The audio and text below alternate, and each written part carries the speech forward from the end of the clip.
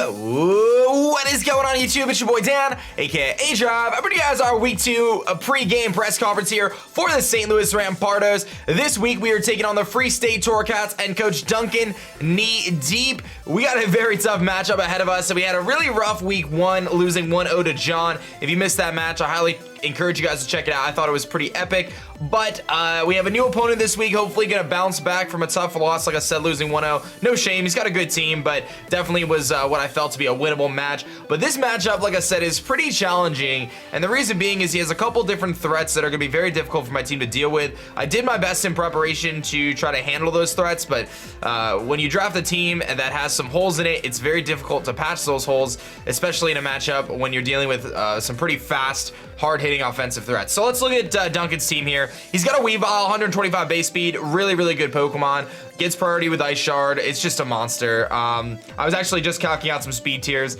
and it looks like he can actually run Adamant on it too, which is really annoying. He may go Jolly, but he has a pretty good option to run Adamant, which is really unfortunate, and that's a problem when you have a draft with very like not the most diverse speed tiers. If I had something in like the 115 area, 110, then I would have that problem solved, but I don't. Fastest thing on my team obviously is Torracats at 108, so we have to deal with that thing. He's got a Alolan Marowak, obviously, with Lightning Rod, can definitely absorb some electric type attacks, especially when you look at things like Victini having Bolt Strike and stuff like that. He's got a Landorus Eye, which does not get Sheer Force and only gets Sand Force, which is great. A lot easier to deal with than the Sheer Force variant, but Landorus is still a huge threat. It's a very offensive Pokemon that can do a tremendous amount of work, so we definitely have to be very careful there. He's got Keldeo, very fast threat, pretty offensive as well, often seen Scarfed or something like that specs. Celebi, 100 base speed across there, 100 stats across the board, Psychic and Grass type. Definitely a big weakness to Bug, but very bulky, good team supporter. Can be offensive as well, physically and special. Mandiba is very bulky Defogger. I believe it's his only hazard remover aside from Torkoal, so something to note there. So getting up our hazards are going to be very important in this matchup, especially with things like Weavile and Marowak being there. Metagross is a big problem for my team. Priority again, very bulky Pokemon, great attack stat, hard hitting. Granbull has Intimidate, can also be like a quick feed variant, but I'm expecting like an Intimidate variant if he brings it. Earthquake, Play Rough, Heal Bell shenanigans, pretty much what Granbull typically does. He's got a Alolan, Ninetales, of course, 109 base speed, very fast threat with Blizzard and Hail and Aurora Veil specifically. Very good opportunity there for him to set up Aurora Veils against my team. Torkoal obviously brings the drought now, so sunsetting Torkoal could get Rapid Spin, do a couple things like that. And then Venusaur is his last threat, which is Grass and Poison, and of course benefits from the Chlorophyll ability in the sun from Torkoal. So in terms of what I think Duncan's gonna bring, 1,000,000% he's bringing Weavile. I mean, there's zero doubt about that. He's 1,000,000% bringing Landorus as well. Landorus Incarnate, that 101 base speed pretty much outpaces my entire team, and it's just a really good threat. I fully expect Metagross. I think if he doesn't bring Metagross, it's actually a really good opportunity for me. I think the Marowak is very likely as well, just because it does match up relatively well against a lot of my team, and it outspeeds a lot of my slower things like Toxapex and stuff. And then I think the Keldeo, Celebi are definitely potential. Ninetales definitely potential. I don't anticipate Torkoal, and I don't anticipate Venusaur at all, and I don't think I'll see Granbull as well. So those 3 Pokemon I'm kind of removing from the game plan. I don't think Granbull, and I don't think Torkoal, maybe Venusaur, but I really doubt it. I think he's got better opportunities to use the other Pokemon on his team, and Mandiba is, of course, potential bring as well. Like I said, I really don't see the Torkoal coming for a couple of reasons. The biggest reason is Torkoal will set Sun for Victini, and I just think that that is a big no-no. He could bring it, though, if he's really fearing like Gator and stuff and wants to bring Sun. I mean, he could. I just feel like setting Sun for Victini is just, you're just asking for problems with that. But I don't know what he's going to actually do. I just really don't think those are likely. I could be proven wrong, but I'm really, like I said, Weavile, Marowak, Landorus, Metagross, those 4. I think Ninetales could be a bring just because it's so fast and it can hit Terrakion. Kind of interesting there.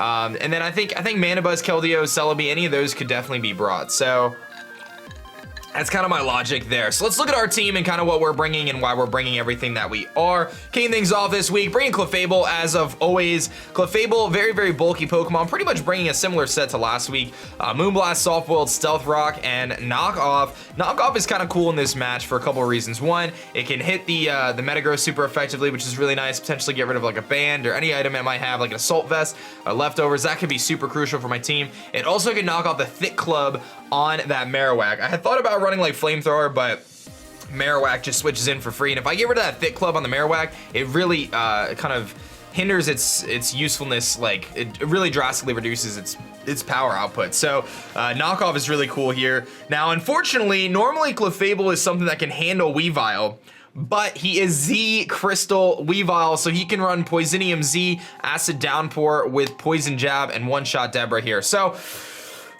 this is a nightmare to plan for, as you can probably imagine, right? Dealing with a Weavile that can run Poison Z, which is what I'm expecting him to bring if he does bring the Z move. He could bring like a Dark or an Ice Sub-Zero Slammer, but realistically, like if he just brings knockoff, Icicle Crash, Ice Shard, Poison Jab with Z Poison, like it decimates my team. So not quite sure what he's gonna do. He could also try to fit Pursuit on there. So he does have some move slot syndrome. Low kick might be a good idea. So we have to be very careful around that. I got a decent switch into Weavile in Terrakion in terms of an offensive switch in, but again, he's out. He's faster than me, so he's carrying low kick. He knocks me out. So it's like, you know, whatever. But getting up Stealth Rocks, super duper important. I cannot stress the importance of Stealth Rocks enough in this match. I 1,000,000% need to get them up in the first couple turns. Weavile, Marowak, Mandibuzz, the Ninetales, the Torkoal if he brings it. Like, I need to get those rocks up. And again, because his only hazard remover is Mandibuzz, and I'm not bringing my Delmines this week, which you'll see here momentarily, I need to get those rocks up. That way, if he wants to get rid of them, he has to get rid of his own rocks too. So some important things to note there. Next Pokemon we're bringing is going to be a Choice Scarf Victini. So I'm pretty sure we brought Scarf Victini last week again. I don't mean to be copying the same thing, but it just matched up the best against his team. Unfortunately, because of the Landorus, I do need some faster Pokemon. He's got the Keldeo is faster than me, the Ninetales. It's like everything's faster than me, so I have to run Scarf Victini. Enough speed to outspeed Weavile, so if he runs like Scarf Keldeo, he'll be faster than me. There's nothing I can do there. But V-Create, Bolt Strike, U-Turn, Trick. Trick is kind of cool, potentially tricking a Scarf onto like a bulkier Pokemon like Mandibuzz or maybe like Torkoal or something. That might not be a good idea, but potentially tricking a Scarf into a bulkier Pokemon could be really good. But realistically, V-Create is our play. If he runs offensive Marowak, we actually two-shot with V-Create, which is kind of cool. After Rocks for sure. We one-shot pretty much the majority of his team after Rocks actually with V-Create and Bolt Strike. We like really can decimate his team, so gonna have to be careful with Victory here. Be very careful of the Weavile Pursuit Trap. That is something we have to be very aware of. Weavile, we're gonna have to really be smart about how we play our Victini, and we have to get those rocks up. I cannot stress that enough. It is very, very important. The next Pokemon I'm bringing, again, it seems like I'm just copy-paste from last week, but that really wasn't the plan. Jolly Justified, Rocky MZ Havoc here, Earthquake, X-Scissor, Stone Edge, Rock Polish, same kind of deal. Rocky MZ with the Stone Edge hits really, really hard. It can pick up the kill on Lando, which is pretty important. I can't really touch Keldeo, which is a speed tie otherwise, but I felt that it was important to run Earthquake to hit the Metagross harder, so I've got the Earthquake for that. It also makes it so I don't have to rely on Stone Edge hitting against things like Marowak. I've also got the X-Scissor for Weavile, and more importantly, the X-Scissor for Celebi, so you see a couple purposes there.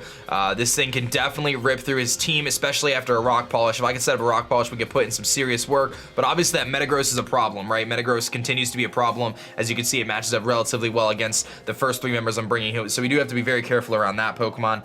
The next Pokemon we're bringing is going to be incredibly crucial for this team this week, and I had to bring it. It's going to be our Slurp here, our Moray ELR Electros, running a Bashful Nature. This is the first time in League history for me ever. I've been playing in leagues since GBA Season 3, so this is like my, I don't know, my 7th league or whatever, 8th league, and this is the first time I'm ever bringing a neutral nature Pokemon. It's amazing. Don't ask me what's going through my head. Now, I really wanted to bring Electros because I need something to switch into those Landorus Earth Powers or Earthquakes or whatever it is. It also resists the Steel type from Metagross, which is super important. U-Turn, Hidden Power Ice, knockoff T-Bolt.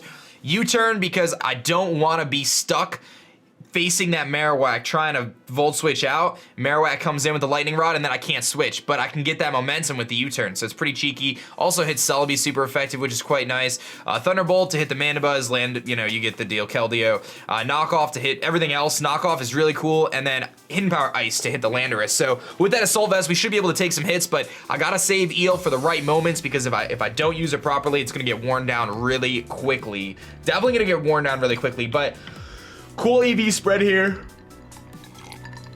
We got a cool EV spread here. We got max HP, tiny bit of attack, 64 attack, 164 special attack, and 28 speed. I'm creeping.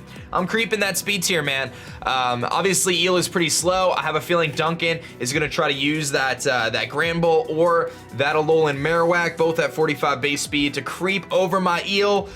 I just threw a ton of speed in there. I threw 28 speed EVs, and I'm running a neutral nature instead of quiet because I do not want to be outsped by Marowak. I don't want Marowak to come in, and I don't want it to flare blitz my face in unless I hit it with a knockoff first. So that's the kind of the plan there. That's why I decided to put some speed in this thing. So this is a very unique situation where I wanted to use both my physical attack, my special attack, and I didn't want my speed hindered, and I didn't want to lose in my defense because I needed those to be able to take the hits. So I'm running Bashful Nature, baby. We'll see how Electros works in this matchup. Very tough bring here this week. We're bringing Venomax back again, and this is a tough bring, like I said. I wish I had T-Spikes last week against John because I think it would have resulted in us winning against that my low deck if I didn't have, if I went with T-Spikes instead of Toxic, but we went with Toxic last week. This week we're going T-Spikes, Rocky Helmet, more a little specially defensive. I can guarantee a live on the Landorus Earth Power, which is nice, and Scald it back. T-Spikes does put in some work against his team, especially things like the Marowak, the Celebi, even though it has Natural Cure, the Keldeo wearing that thing down, Ninetales potentially wearing that thing down. So a couple of reasons why T-Spikes are really good this week.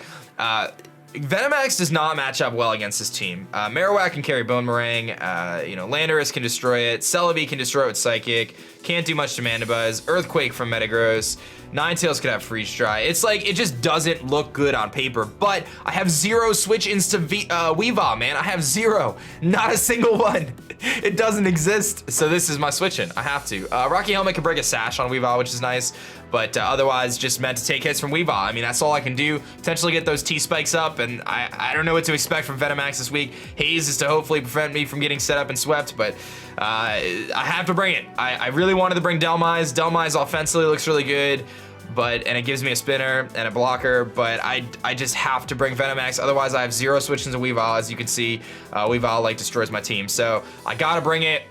He might be able to counter it. I don't know, but this is my play. I gotta do it. And last but not least, I'm very excited for this pick. I'm bringing up Mohawk here, coming in with the Repeat Ball, a U-turn, Brave Bird, Tailwind, Quick Attack. I don't need anything else. I just need Brave Bird. If he brings Metagross, he brings Metagross. I wasn't going to close combat it anyway. I just got Brave Bird, man. Brave Bird, U-turn, Quick Attack, Tailwind on a Choice Scarf, Adamant, Staraptor here. Now, this thing is basically a monster, first of all. He has 0 switch-ins. None. None except for Metagross. Metagross is only switching to this thing. So if for some miracle happens and he doesn't bring Metagross, I am going to be very happy. And there's a chance he doesn't bring Metagross, right? I mean, between Terrakion, Victini, potential Gliscor, and, he may not bring Metagross, or he's totally going to bring Metagross. It's one of the two. I don't know. I think he's going to bring it. But either way, Staraptor's really good against this team, like I said. And the coolest thing is, if he runs Jolly Weavile, I got some cool shenanigans here. If he runs Adamant Weavile, I still have some slightly cool shenanigans. If he brings the Life Orb. If he doesn't have the Life Orb, then it's super cool. But Mohawk can actually take Stealth Rock's damage and an Ice Shard from Weavile, which is very important. I can take Stealth Rocks and an Ice Shard. The only instance where I don't do that is it's a damage roll if he's Adamant, Life Orb. Otherwise, I can definitely live that Ice Shard. And we would die to recoil from Brave Bird, but it could be the way I take out the Weavile. Like, take Stealth Rock's damage, switch in.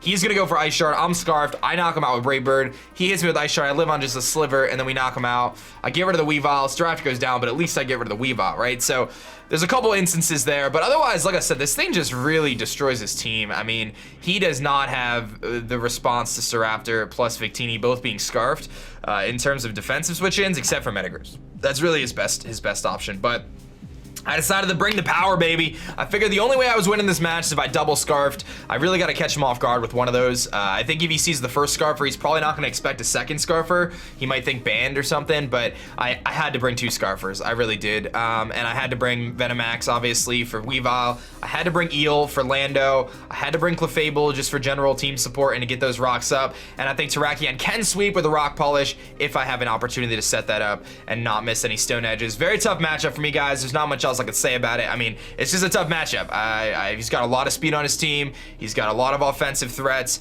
It's a winnable match. Definitely a winnable match. I'm excited about it. I think we can win. I definitely know we have a good shot here.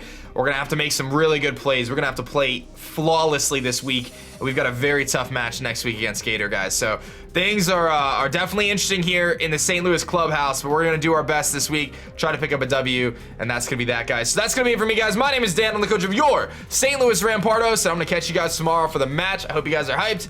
See you guys soon. Peace.